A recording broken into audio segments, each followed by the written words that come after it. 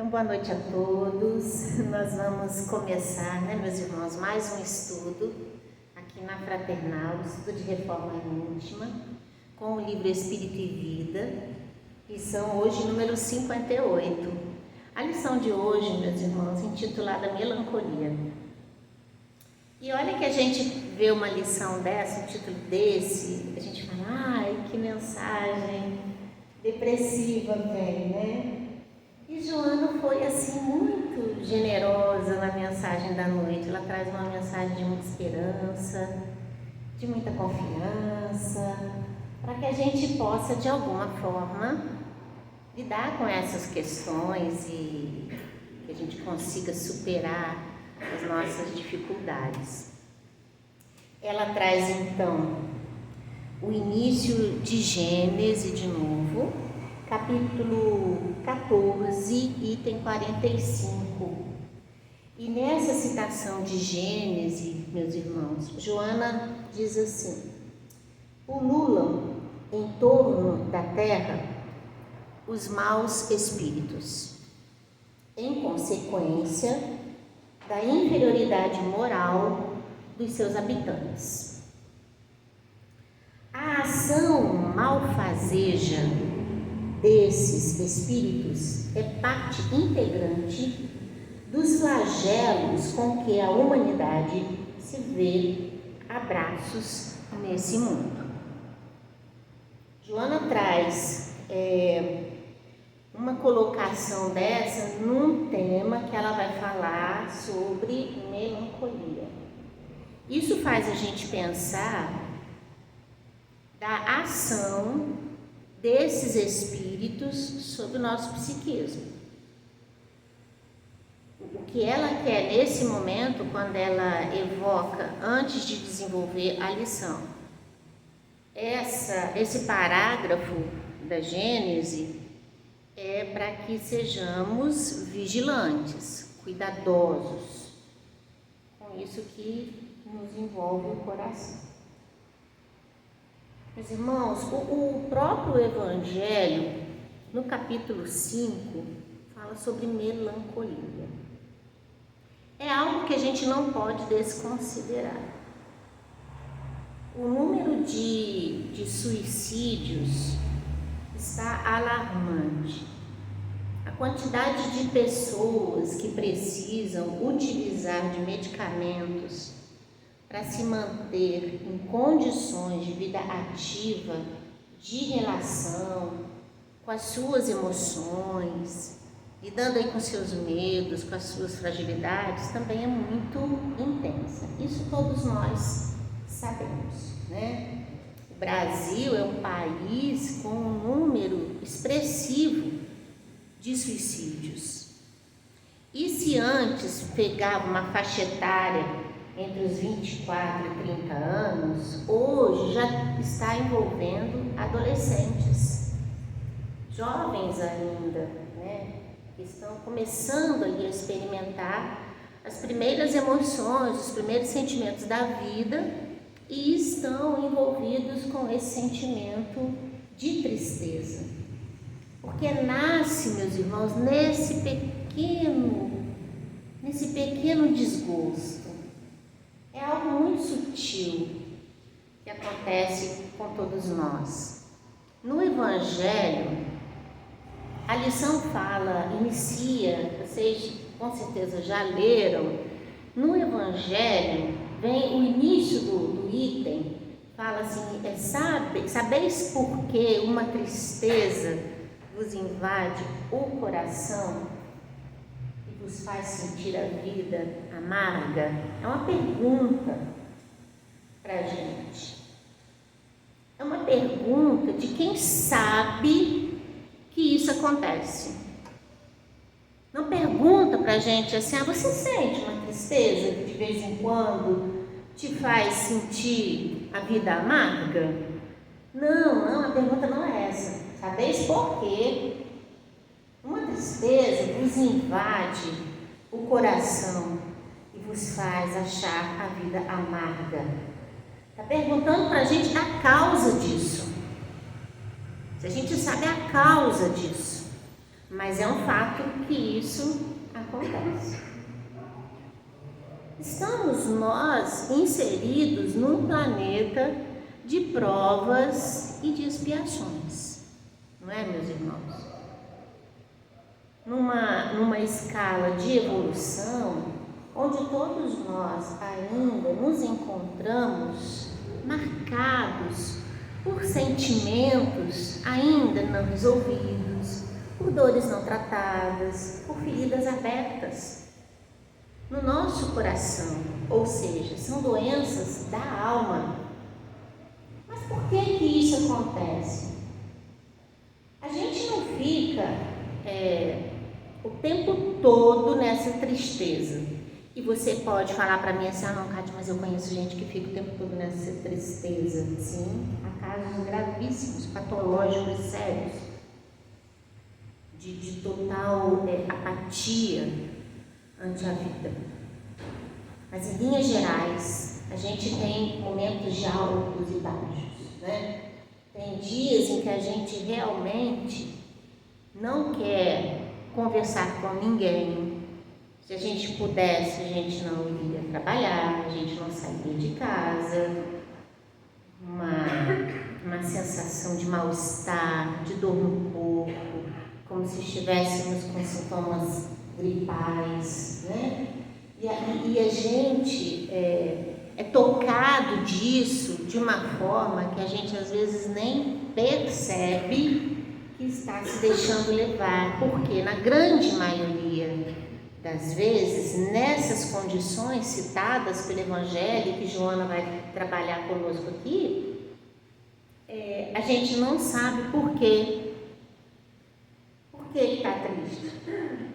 Às vezes as pessoas falam assim, por que você está assim? O que aconteceu?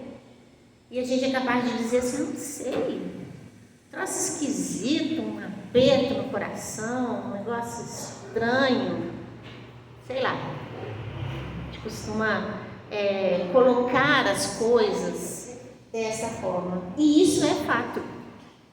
Isso é fato. Isso acontece mesmo. Mas por que isso acontece?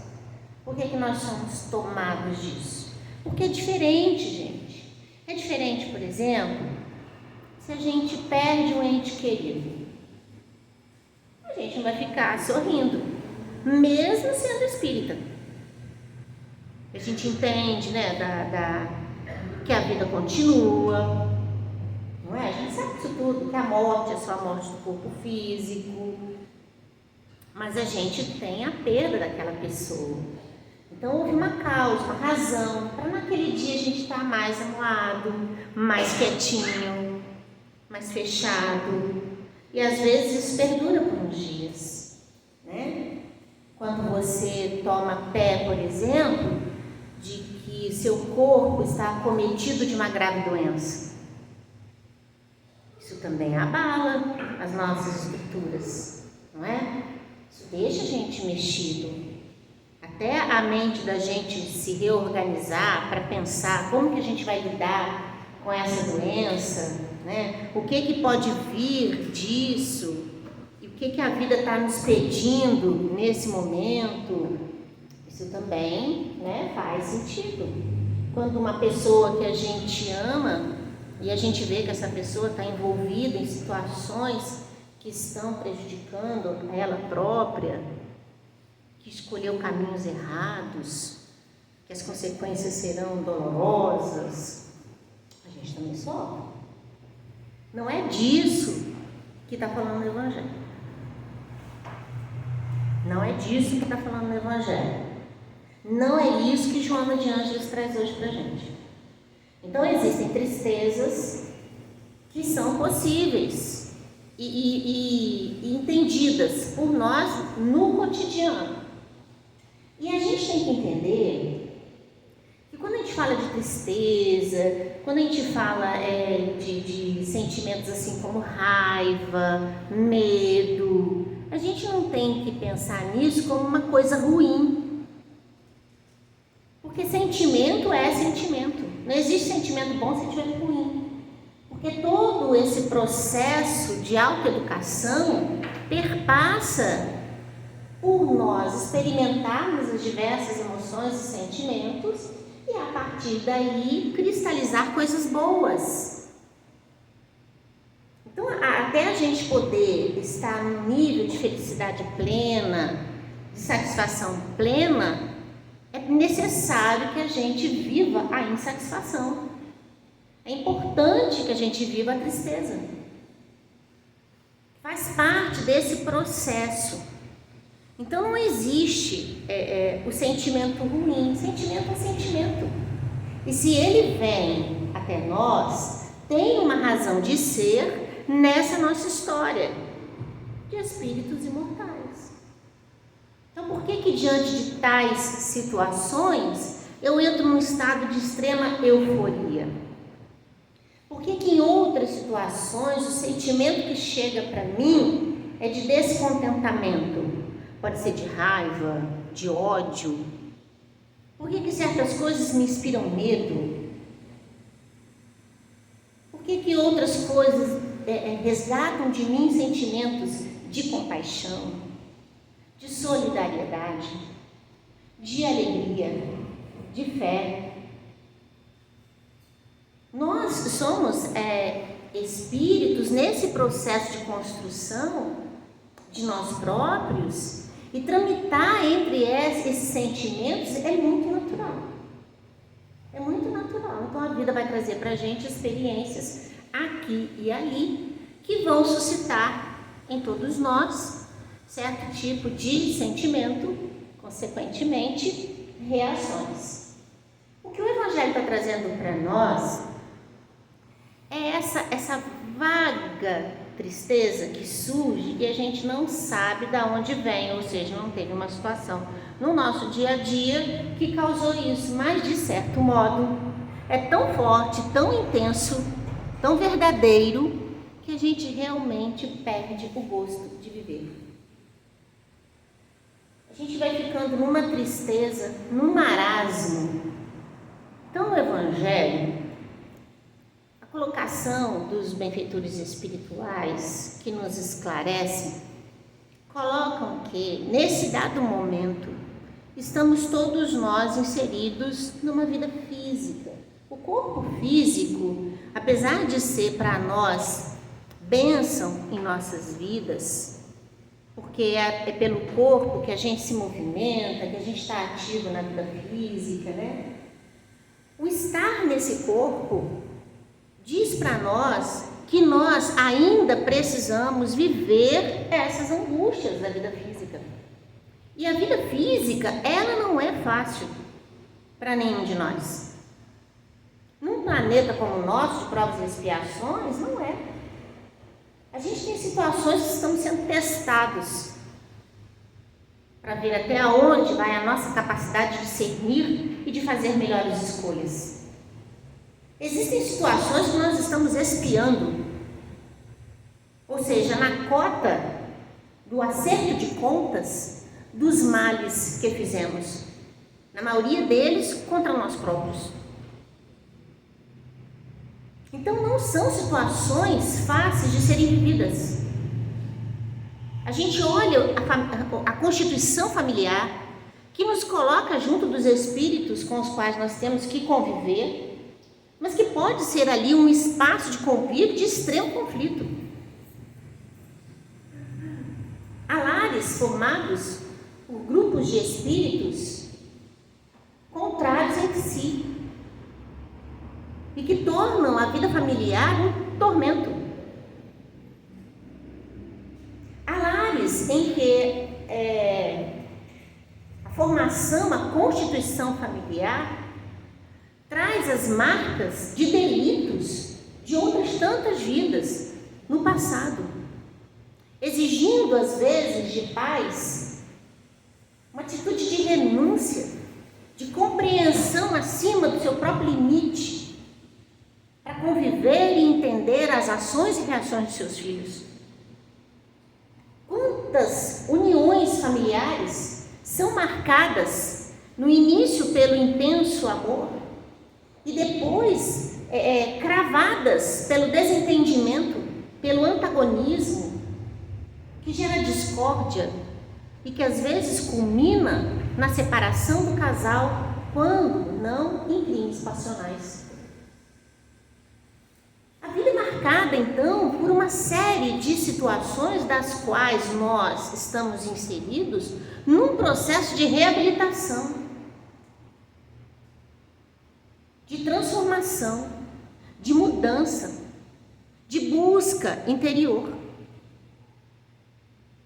Dentro desse processo todo, por mais que a gente esteja entendendo que a vida física é uma necessidade e é bênção, que a gente sempre coloca isso, que inúmeros espíritos fora do corpo físico desejam reencarnar, porque é a oportunidade do reajuste, é a oportunidade do acerto de contas, é a oportunidade desse encontro com o nosso melhor, mas com o nosso pior também, para que esse pior seja burilado, seja tratado, seja revisto, seja pensado, reelaborado num novo contexto, num novo cenário, uma nova década, num novo momento, num novo contexto social, político, religioso.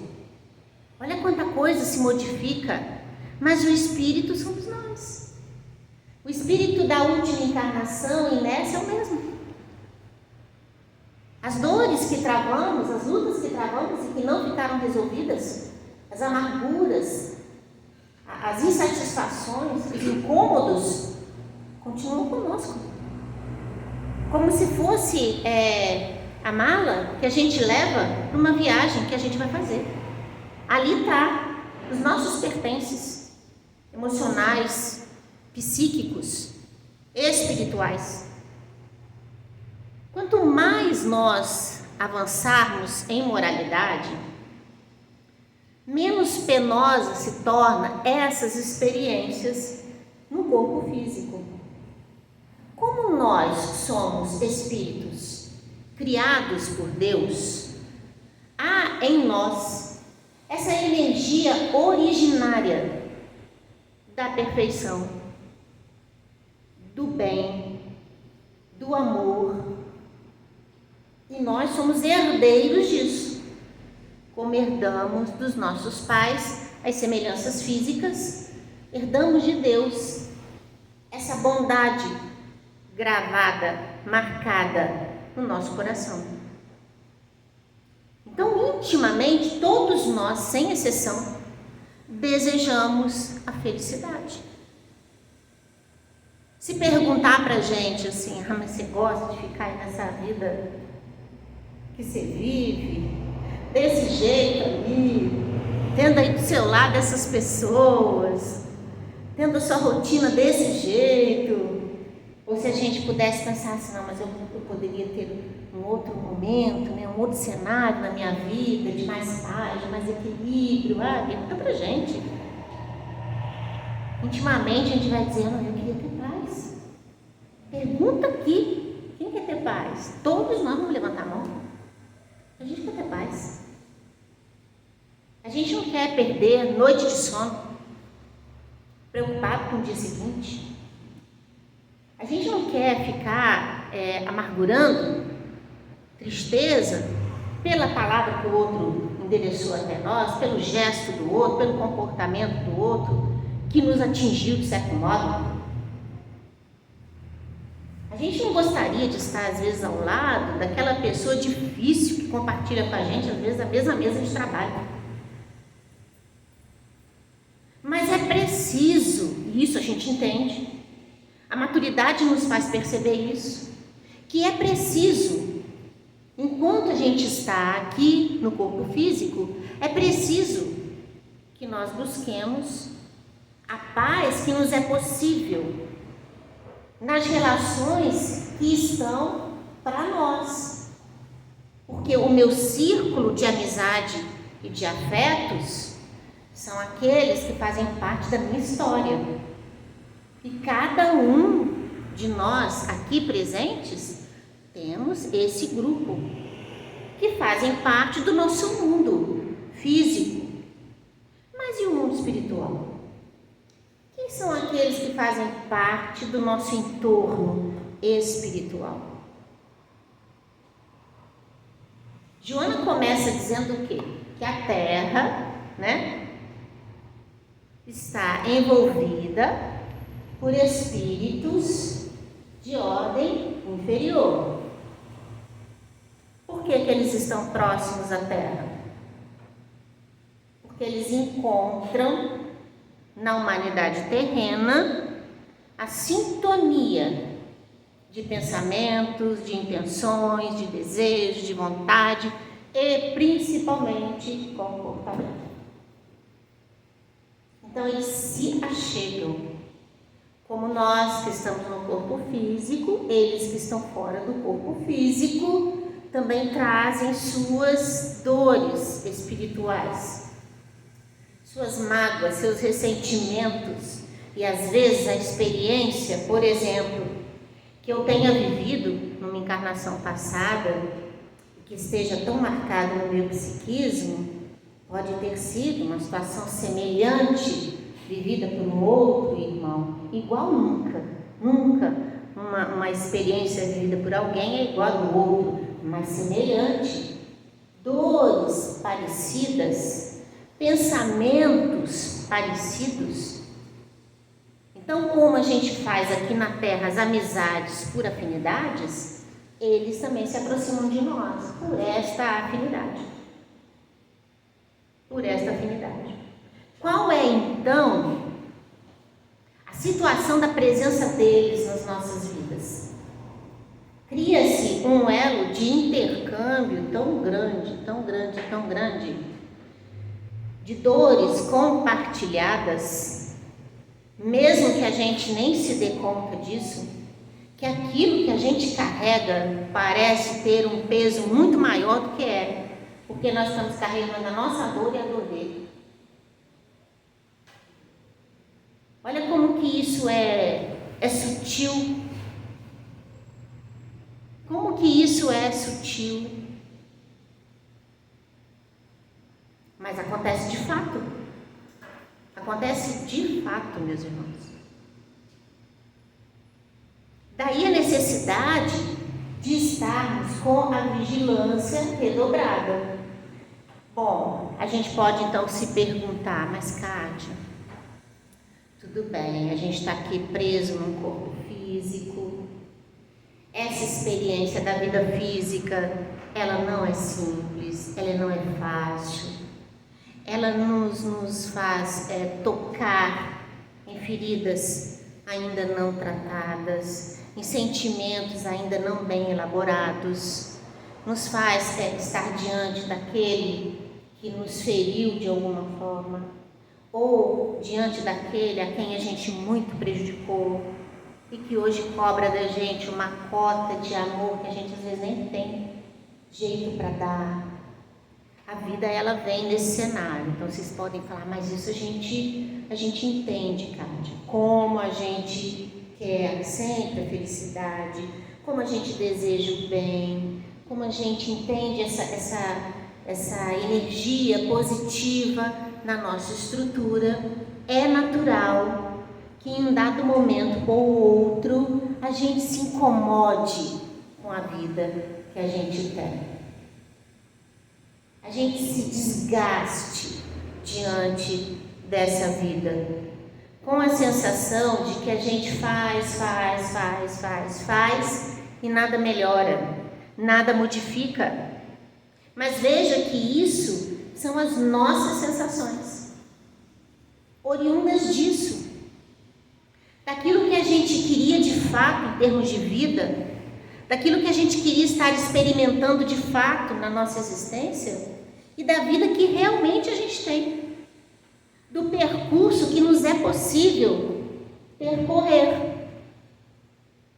Então essa dicotomia, ou seja, essa coisa do que a gente quer e do que a gente tem, causa na gente essa insatisfação. E vez por outra, é isso que o Evangelho fala. Porque uma tristeza vos invade o coração e vos faz achar amarga a vida. É isso.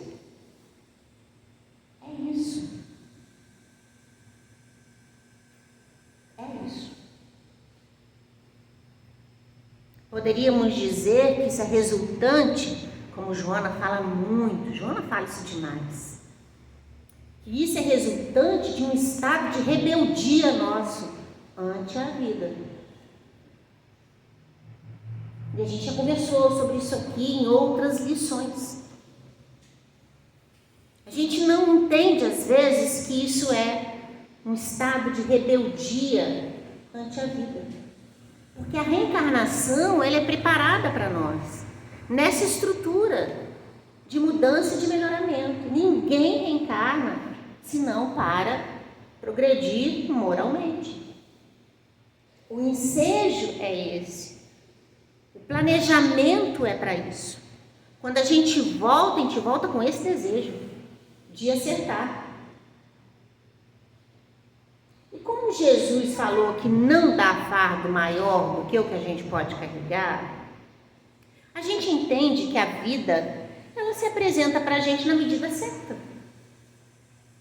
E que as coisas que nascem no nosso coração, fruto da nossa insatisfação, está marcada por essa dificuldade que a gente tem de entender a solicitude divina em nossas vidas, que não nos faz sofrer aquilo que nós mesmos não buscamos. Nós não estamos num processo de castigo, nós estamos num processo de construção.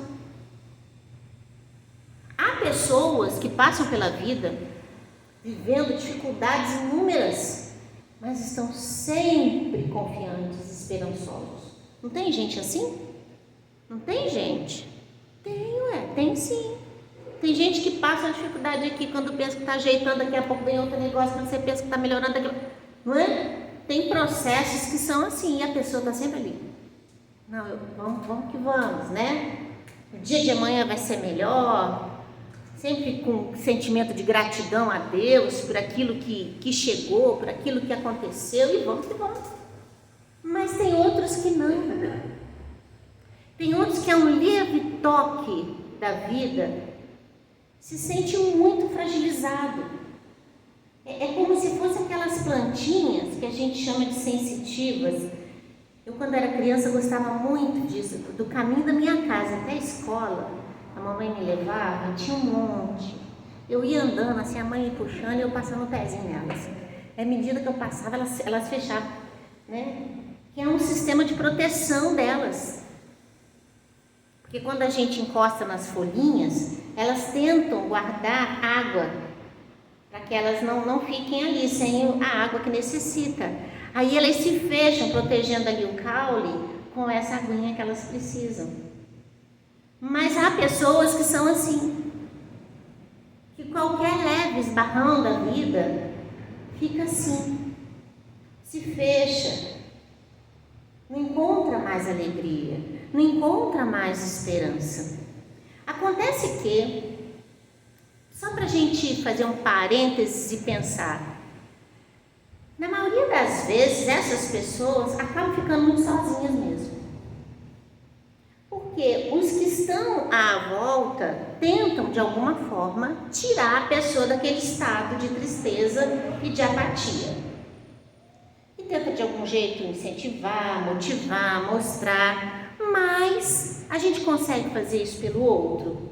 A gente não consegue, né? É força interior que o indivíduo tem que buscar dentro de si mesmo. Aí o que na maioria das vezes acontece? A pessoa insiste tanto nesse estado que quem está em volta acaba por se afastar, porque não consegue ajudar e também não se sente bem com aquela energia. Por que a gente não se sente bem? Porque nós granjeamos a felicidade.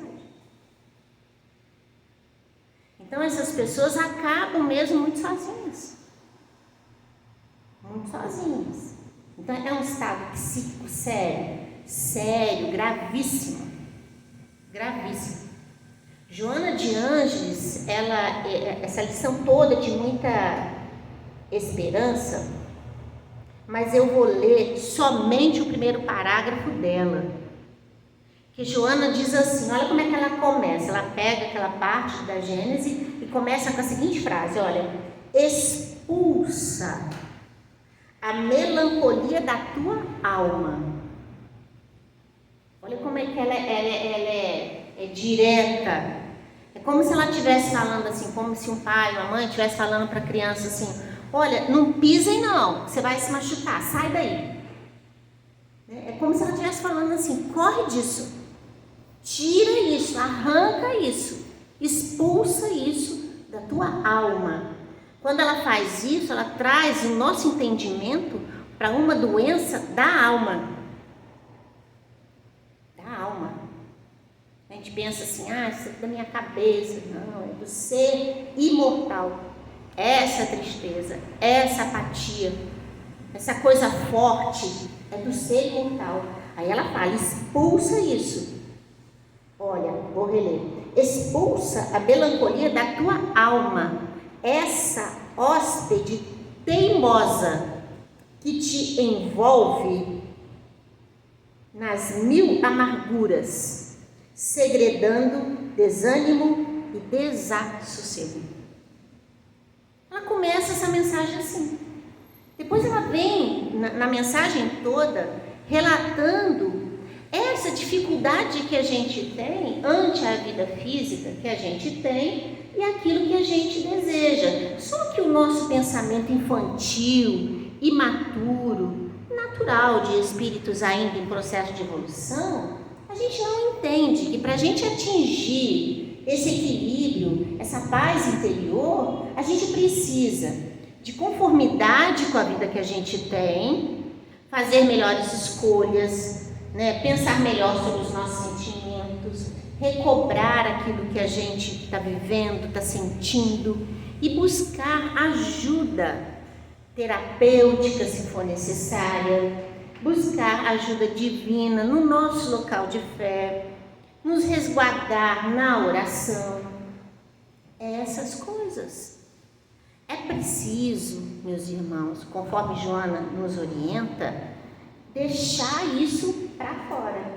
Porque o negócio começa desse tamanho, piquititinho, vai tomando uma proporção, daqui a pouco, meus irmãos, nós estamos num profundo processo depressivo, em que a gente perde o gosto pela vida, não quer mais nem fazer as higienes básicas, já não se alimenta, não conversa, desfaz relacionamentos, se distancia das pessoas que ama. Quantos a gente conhece que está assim? Quantos a gente conhece? E se a gente não cuidar, a gente entra nessa também. Olha a pergunta do Evangelho. Não é se a gente tem isso, não. Qual é a causa disso? Então, todos nós temos. Todos nós. O que diferencia um estado desse para um estado desse que se torna patológico é o enfrentamento dessas coisas. Então, a busca de romper com isso é o melhor caminho. Há movimentos no nosso organismo que nos permite estar melhor com a vida. Uma alimentação saudável, isso nos ajuda. O exercício físico nos ajuda. O nosso exercício na casa espírita, na busca das lições, dos estudos, nos ajuda. A prática do bem nos ajuda. Joana, num dos seus parágrafos aqui, ela fala que quando a gente estiver sendo tomado por essa amargura, achando que a vida da gente não está bem, isso começa um negocinho assim que a gente fala: ai, mas está tão chata a minha vida, nada acontece, tudo do mesmo jeito. Aí a gente acorda e fala assim: ai não, hoje eu não vou nem limpar essa casa, hoje eu não vou nem fazer isso, A coisa começa desse jeitinho. Aí vem a dorzinha de cabeça, o chorinho que a gente não sabe de onde que vem, uma vontade de dormir, como se a gente fosse bebê recém-nascido, quer dormir o dia inteiro. Olha como que isso vai, tomando conta da gente. É tão sutil, mas quando a gente se dá conta, o negócio já tomou quase que uma estrutura mesmo. de doença patológica, precisando de medicação, para sair desse estado e recobrar equilíbrio, e retomar forças, essa coisa toda. Não é sério um quadro desse? É sério. Então, Joana, num dos seus parágrafos, ela diz que quando a gente começasse nesse cenário de insatisfação com a vida, com a nossa própria vida, nesse desejo de liberdade, de querer largar tudo para trás, né? De querer, vou pensar mais nada disso, eu vou seguir minha vida e tal. Quando isso acontecer, que era para a gente botar a mão na consciência e olhar para trás. Sabe o que é esse olhar para trás?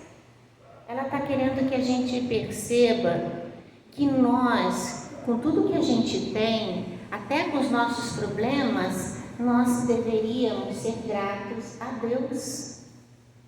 E que tem gente em situações muito, muito, muito piores. E quando a gente percebesse isso, nós iríamos parar de reclamar tanto da nossa vida. A gente iria enxergar na vida que nós temos as oportunidades que a gente precisa e acolher essas oportunidades, sempre com um desejo de tentar resolver. As dificuldades nos aparecem para que a gente busque soluções, mas aquilo que não tem solução, que não está em nossa mão resolver, essa está na mão de Deus.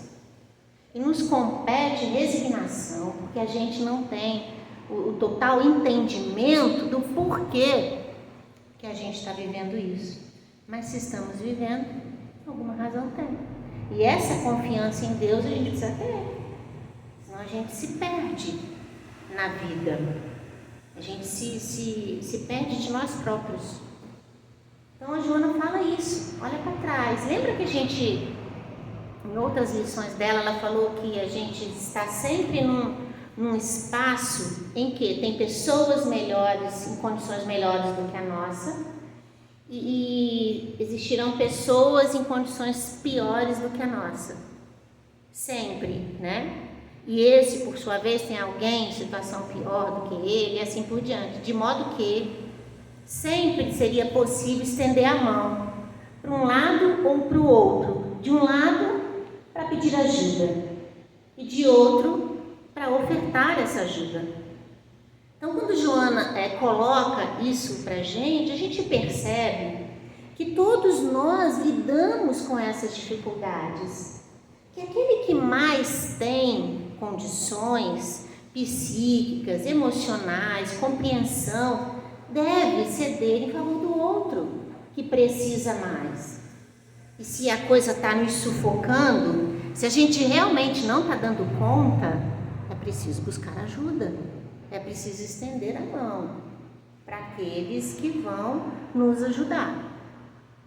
Ela diz aqui também que toda a dor, ela é acompanhada pelos benfeitores espirituais que querem nos ajudar.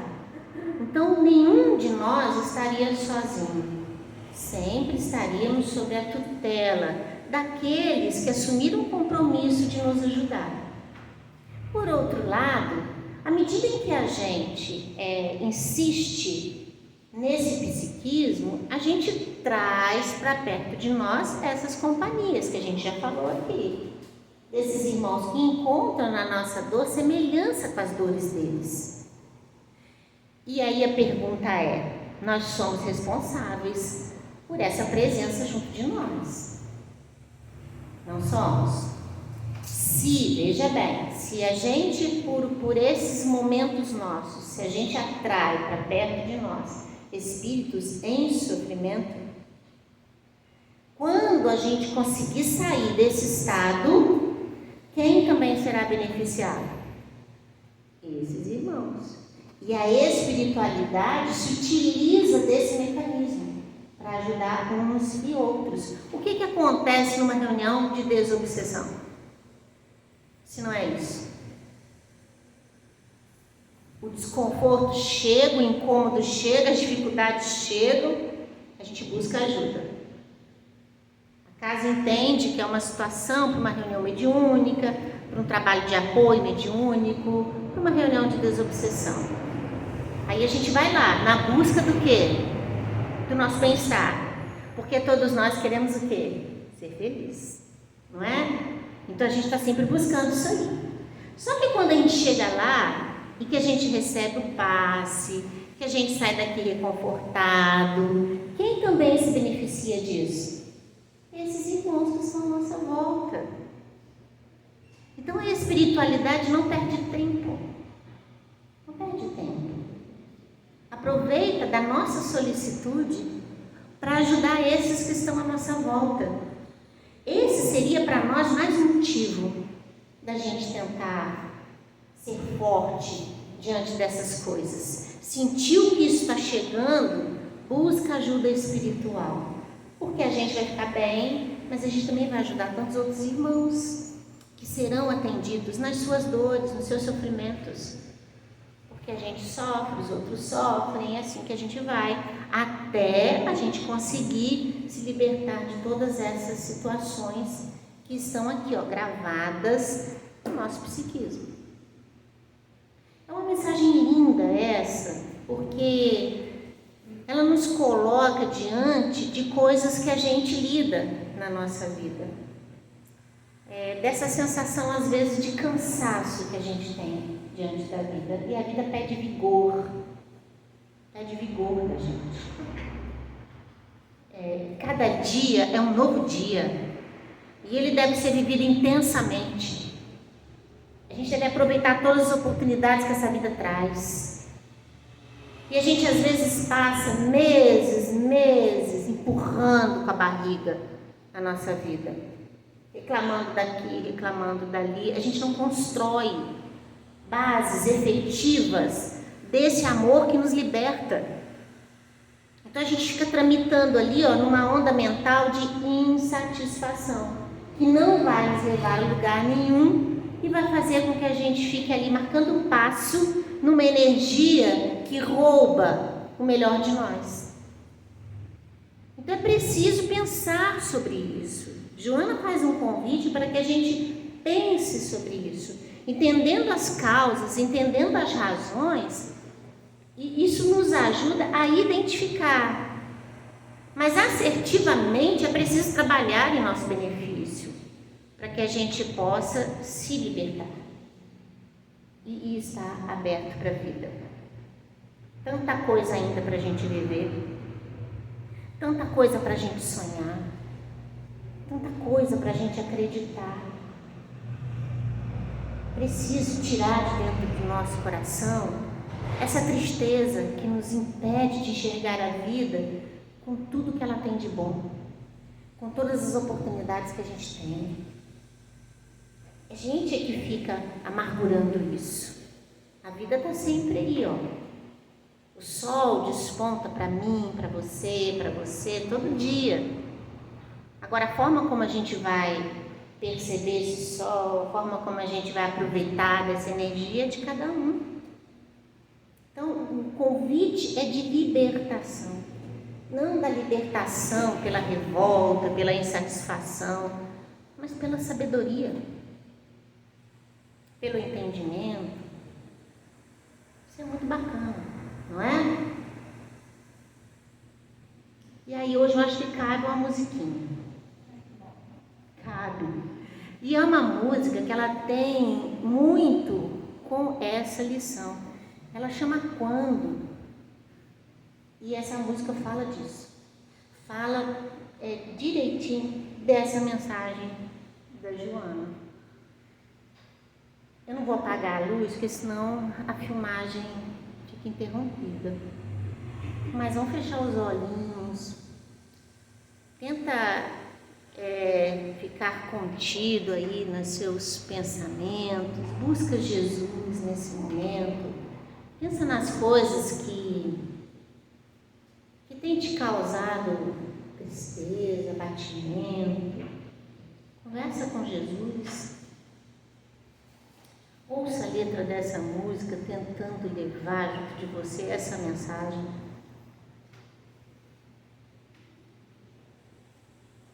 irmãos? Quem sabe, canta aí conosco.